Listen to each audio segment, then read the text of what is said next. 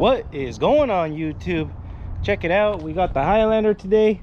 So this thing I purchased for around $400 off some guy on Craigslist, and it's in pretty decent shape. It's got some rust. I think the guy was from Utah or something like that, so they did have some pretty significant salt down there. I mean, the thing's in okay shape, not great, not bad, but it does have some rust down on the bottom, and it does also have these big dents on this side. But I'm not too worried about it, guys. I got this thing for a screaming deal. So we only paid about $400 for this thing, and the guy thought it had bad transmission, which I was okay with.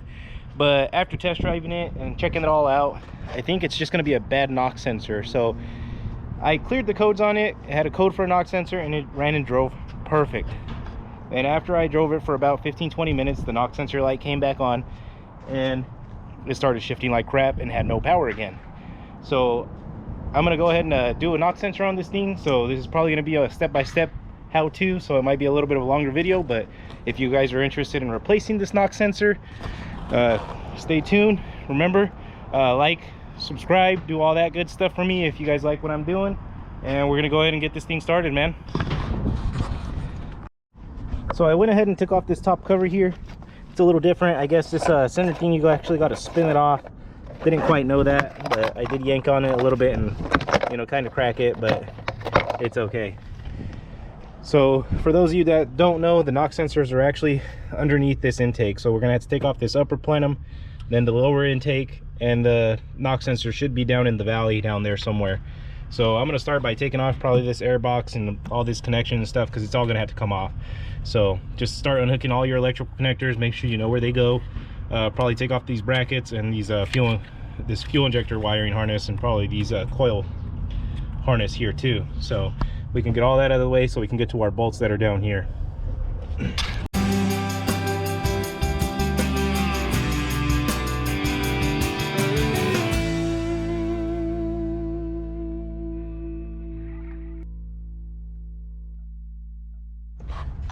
Okay, so just a little rundown of what I did here.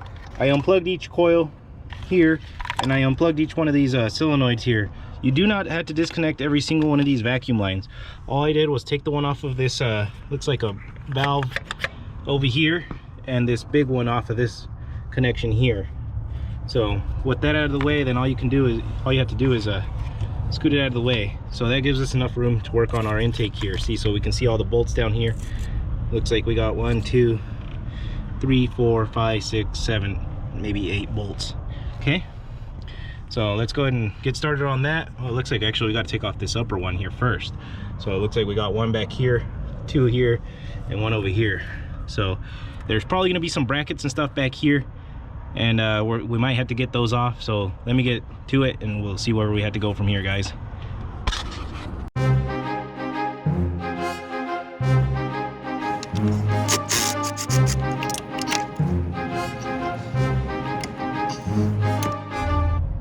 Okay, so on this side over here, guys, it looks like we got one coolant line here.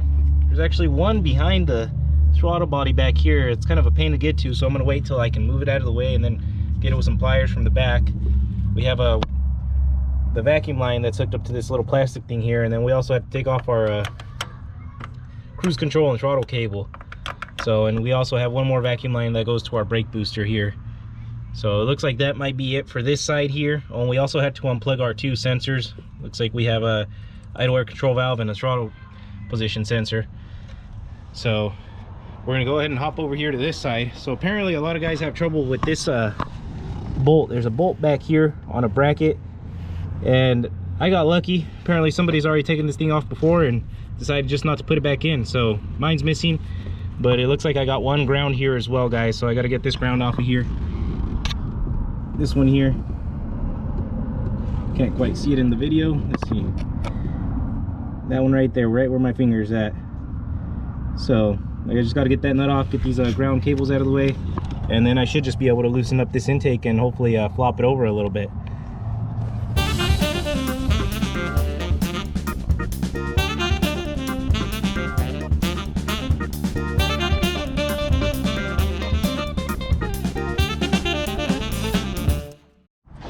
Okay, so we got this thing out of the truck. Just to give you guys a little bit of an update, there was a, I guess, crankcase breather right here connected to this one, so that one kind of just comes out with a little bit of a yank. But there's also a ground on this bolt here, so I don't know if maybe you want to take it off before. This is the original bolt for that bracket that I showed you guys earlier, which I guess is a real pain to get off, so I'm assuming this one's probably a real pain to get off as well. But what I did was, once I got this coolant line disconnected from back here, I was able to spin the intake kind of sideways, kind of rotate it, and then I was able to get into that 10mm there. So I don't think you would be able to do that without taking out that original bolt from the bracket. So I mean, you guys are gonna have to figure out how to get that thing out. Mine's apparently missing, so I guess I got lucky. But we're gonna keep on going here. So next step here is gonna be removing this whole lower intake. So looks like I got a couple coolant lines here. Looks like I got maybe 1, 2, 3 coolant lines. Actually, it looks like we might just have to undo this bottom one and this yeah, probably just that bottom one there, because these are already disconnected, and this one actually loops back around to the other side of the intake. So, and then we just got to loosen up our bolts here.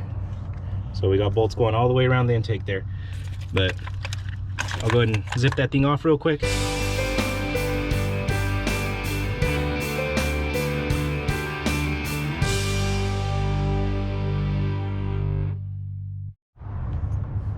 Okay, so as you guys can see, we removed all the bolts from the intake. Looks like you had 1, 2, 3, 4, 5, 6, 7, 8, 9, 10, 11 maybe. So we got those all off. I didn't take off the fuel lines. All I did was kind of get the thing and flop it over that way, so it still is connected with the fuel line right here. But I mean, you don't got to take it all the way out. All we need to do is get into our knock sensors, and as you guys can see, we probably had something living in here. So it looks like maybe we had some kind of a rat or rodent, or you know, something. And it was kind of obvious from the get-go, because when I took the airbox off, we also had this in the bottom of the airbox. So obviously something was living in here. But I'm gonna go ahead and clean all this crap out. I'll probably get some gloves on and start picking all that stuff out. But it looks like all we have to do now is just remove this this coolant line, and hopefully not get coolant everywhere. But we're gonna have to take that one off, and then it looks like our sensors are right under there. So there's one, and the other one is right under this coolant pipe where you can't see it, but there's two. So, and those are actually both connected with this little harness here down to a connector over here around on the back side of the head. So let me go ahead and take this pipe off, see if I don't spill coolant everywhere, and then I'll probably clean that all up and we'll get our sensors out, guys. All right, guys, so we got this coolant line here in the middle. I just took off the hose clamps, but gave it a little spin. There we go. And hopefully this thing doesn't spill too much coolant, but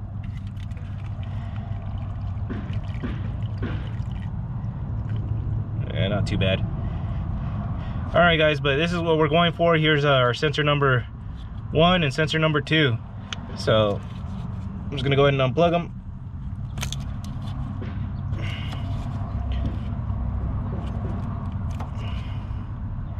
There we go.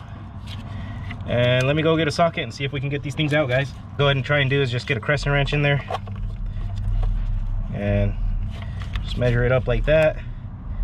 So it looks like we are at maybe 26, 27, right in between there. Yeah. So that's just if you guys want to know the specific size, but I'm just gonna go ahead and loosen it with this thing. There we go. So once you break them loose, you can just spin them out.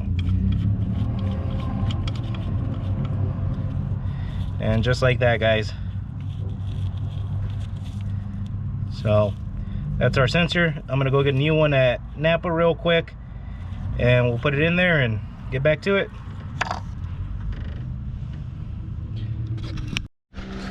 Okay, so we got our new sensor. This one was purchased at O'Reilly's. It was, I think, $50 or $55, something like that, my cost. And then we got our gasket set. So there you go, guys. We are going to actually go ahead and put this one back in here. So I pulled out this first one here. I thought that was the right one, but apparently this one is number 1 and the front one is number 2. So I'm gonna go ahead and put this one back in. Seems as how this one's okay. And we're gonna go ahead and take that one out there and replace our back one. So I guess this is sensor number 1 and this is sensor number 2, the one that's a little bit further forward. And I was having a check engine light come on for sensor number 1, so we're just going to go ahead and just replace this one here, as these sensors are $50 a piece and I don't want to put too much more money into this thing. So let's go ahead and do that.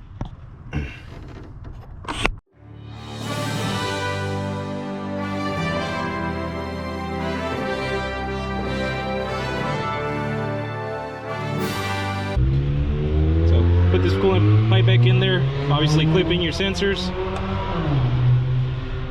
Loud car in the background, huh? But yeah, so we got to put this coolant pipe back in there and obviously clip in our sensors and then put the intake back on with new gasket, guys. So we're gonna go ahead and get started on all that. We'll keep on going.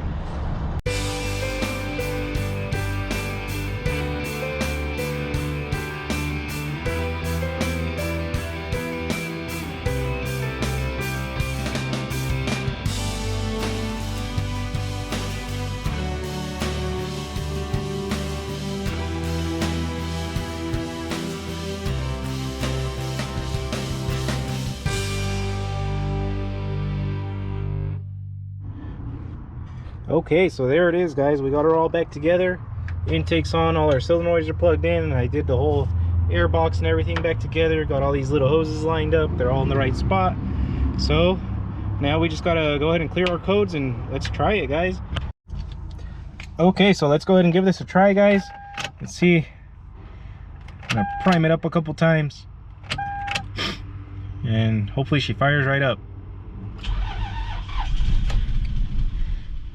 I think she's a little low on fuel.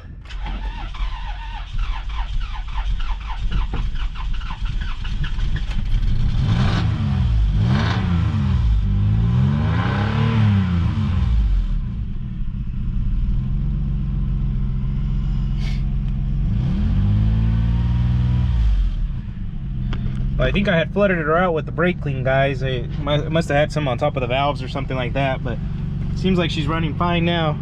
But I gotta check my coolant here.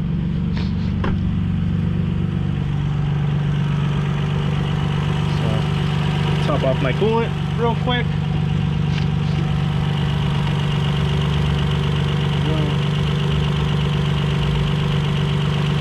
Go.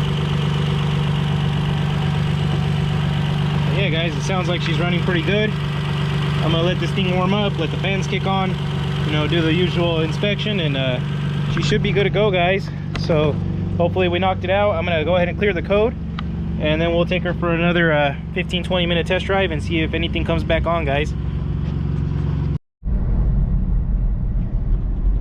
Okay, guys, so we've been driving this thing for about 15-20 minutes. I actually just got off the highway here, or freeway, and no check engine light.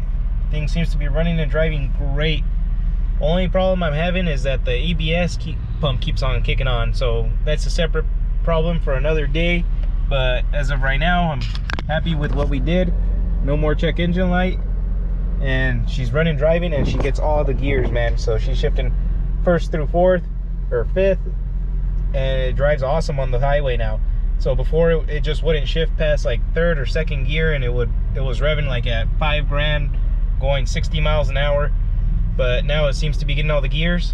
So yeah, guys, I mean, hopefully this one's gonna be a simple fix. I think it might just be one of the wheel speed sensors that's bad or plugged, so I might make another video on that. If not, I might just fix it and send this thing off to detail. So this was a pretty easy one.